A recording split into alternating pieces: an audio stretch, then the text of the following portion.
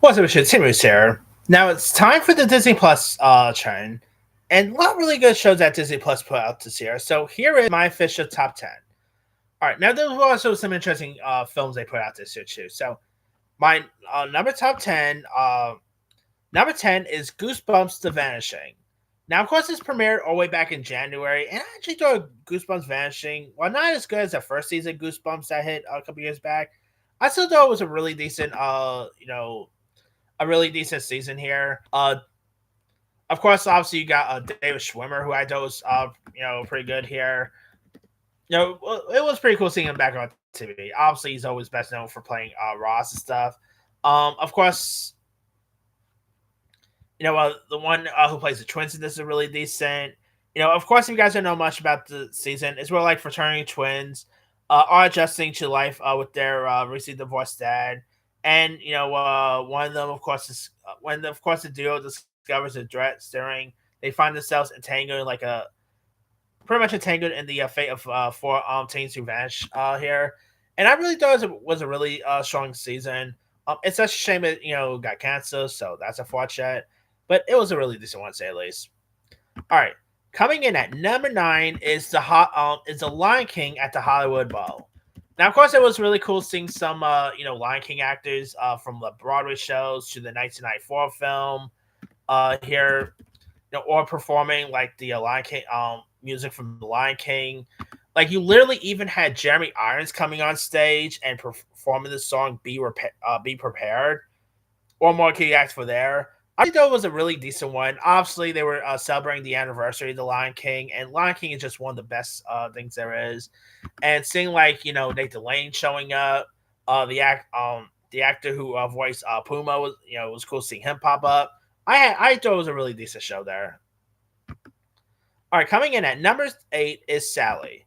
Of course, Sally is a documentary about Sally Ride, who of course became like one of the first females to go outer space.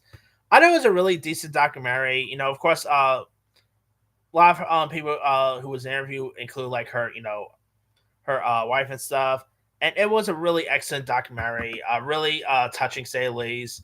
Really showcased on who Sally Ride was, and of course she was Sally, of course, she was obviously gay, but at times she no one really knew until she sadly passed and stuff. And it was a really touching story, to say the least. I mean, if you guys have not seen Sally, give it a go.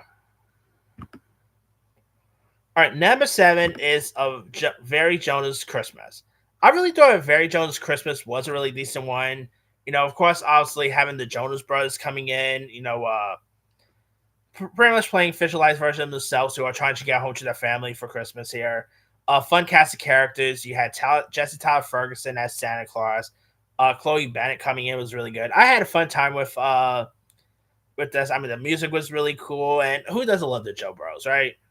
I mean, I'm a little biased because I did security for a Jones Brothers concert at Yankee Stadium before, so I'm a little biased when it comes to Jones Brothers. So there's that.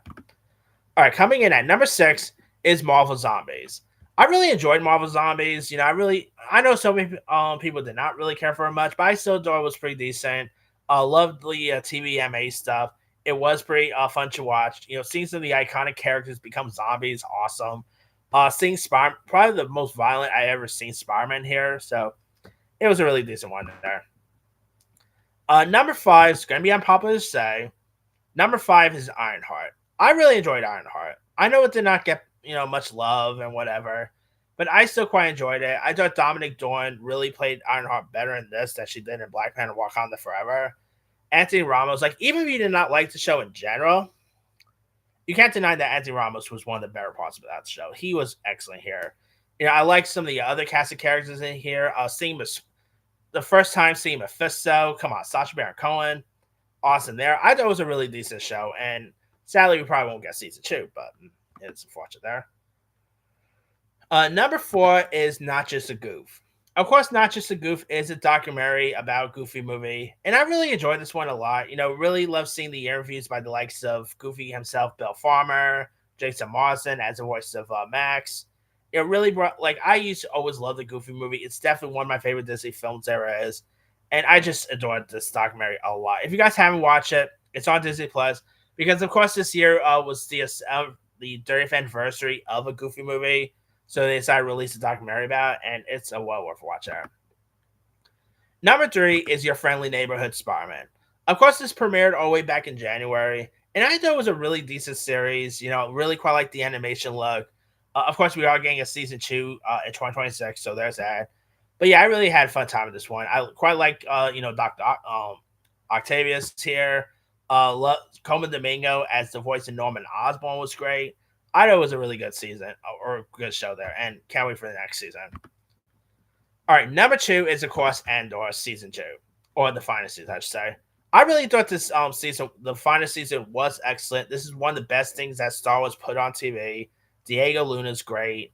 Mom Mothma, her speech is one of the most iconic speeches of this year.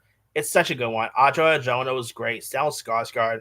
I really enjoyed the final season, and a really well worth watch there.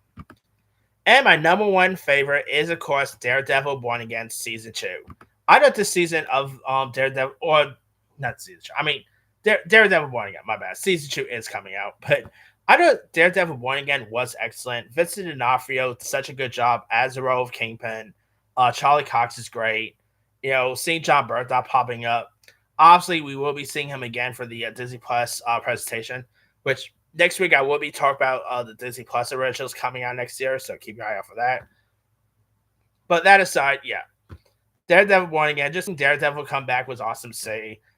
Vincent D'Onofrio, I mean, boy, the most violent I have ever seen Kingpin here. So it was a really good show there, and definitely can't wait for season 2.